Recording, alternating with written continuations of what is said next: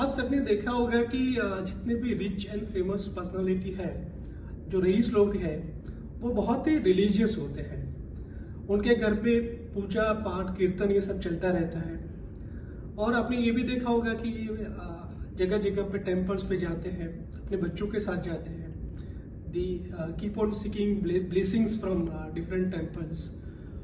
ये अपने रूट्स के साथ कनेक्टेड है, ये अपने रूट्स को जानते हैं, ये अपनी सांस्कृतिक धरोहर को बहुत अच्छे से पहचानते हैं। न सिर्फ पहचानते बट उनका जतन करते हैं, अपने बच्चों को भी वो वारसे में देते हैं।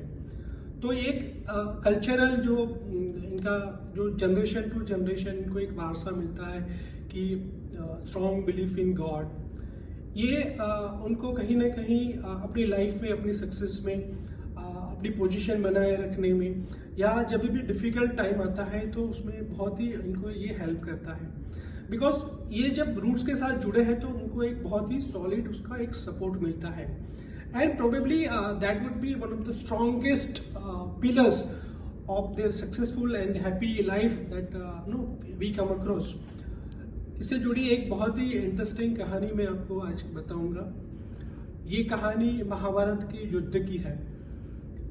महाभारत का जो युद्ध हुआ वो टोटल 18 डेज तक ये महाभारत का वॉर चला था।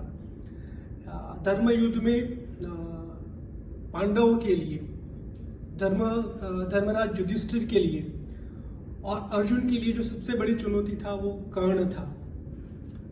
कृष्ण भी जानते थे कि कर्ण इज द स्ट्रॉन्गेस्ट कंटेंडर, ये बहुत बड़ा चुनौती है और ये एक ही बंदा ऐसा है, एक ही योद्धा ऐसा है जो पूरी बाजी को पलट सकता है। कर्ण का और अर्जुन का जो युद्ध हुआ वो इतिहास का one of the fierce battles in epic.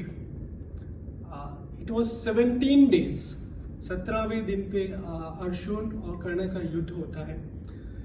जैसे ही सुबह युद्ध शुरू हुआ शंखनाद के साथ, अर्जुन अपने रथ पे सवार और कर्ण अपने रथ पे सवार, दोनों महारथी आमने सामने, दोनों की तरफ से युद्ध शुरू हुआ। तो कर्ण was very strongly attacking to Arjun. It was initially he was dominating, but later on then Arjun took over the control and then he maintained the lead. जब दोनों का युद्ध चरम सीमा पे था, दोनों के रथ से एक दूसरे की तरफ तीरों की बौछार हो रही थी, तो नजारा कुछ ऐसा था कि जब अर्जुन के तीर चलते थे तो कर्ण का जो रथ था वो 10 से 15 फीट पीछे चला जाता था, और जब कर्ण के तीर चलते थे अर्जुन की रथ की ओर तो अर्जुन का रथ 2 से 3 फीट पीछे चला आता था। महाभयंकर युद्ध था। अब ये युद्ध में अर्जुन अपनी पोजीशन को देखते हुए, अर्जुन पे अभिमान सवार हुआ। उन्होंने देखा कि जब उनके तीर से कर्ण का रथ 8 से 10 फीट पीछे चला जाता है तो उन्होंने अपने सारथी की ओर देखा, कृष्ण की ओर देखा और मुस्कुराते हुए कहा कि देखा केशव, मेरे तीर में कितनी शक्ति है और मेरे तीरों की बौछार होते हुए ही कर्ण का रथ 8 से 10 फीट पीछे चला जाता है। केशव मुस्कुराए। उन्होंने कहा कि अपनी शक्तियों पे इतना घमंड मत कर। अच्छा, ये जो अर्जुन है वो एक सामान्य जन मनस का प्रतिनिधित्व करता है। उसका जो माइंडसेट है वो he is a confused mindset and he is representing common human plights. वो हर ह्यूमन फीलिंग में बहुत जल्दी से आ जाते हैं। तो अर्जुन को कहा कि अपनी शक्तियों पे इतना घमंड मत कर पार्थ, क्योंकि तेरे रथ पर स्वयं मैं विराजमान हूं सारथी के तौर पे। तेरे रथ का सारथी मैं स्वयं हूं और तेरे रथ पर विराजमान है हनुमान जी, जो कि हनुमान जी शंकर का 11वां रुद्र थे। हनुमान जी महादेव जी का ही रूप थे। तो अर्जुन को ये याद दिलाते कि तेरे रथ का सारथी मैं स्वयं हूं अर्जुन, और तेरे रथ पे स्वयं हनुमान जी विराजमान हैं।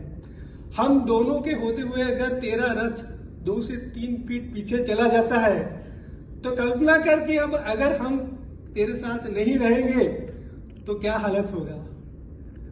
अर्जुन ने अपना होश संभाला और 17वें दिन जो युद्ध हुआ वो इतिहास का एक बहुत ही यादगार दिन था।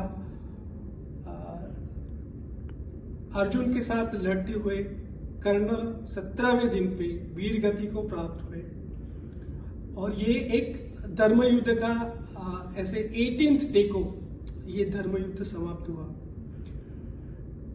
आज हम जो हालात देख रहे हैं कि जो भी लोग सत्ता में बैठे हैं, मैं राजनीतिक सत्ता की बात नहीं करता हूँ, सत्ता कोई भी हो सकती है, जो अपने आप को बहुत ही पावरफुल समझते हैं कि मेरी सर्वशक्ति है और मेरी सर्वशक्ति से मैं सबका मालिक हूँ, स्वामित्व है मेरा और मैं हर चीज पे कहीं पे भी मैं विजय पा सकता हूँ। जब तक आप धर्म रथ पर सवार है या आप जब तक आपका धर्म को साथ है, आप धर्म के साथ है, तब तक आपका रथ स्वयं कृष्ण चलाएंगे, तब तक आपके रथ का प्रोटेक्शन स्वयं कृष्ण करेंगे। Your chariot will be protected by lord Krishna and Hanuman. कृष्णम वंदे जगत गुरु। हर हर महादेव। जय श्री कृष्ण।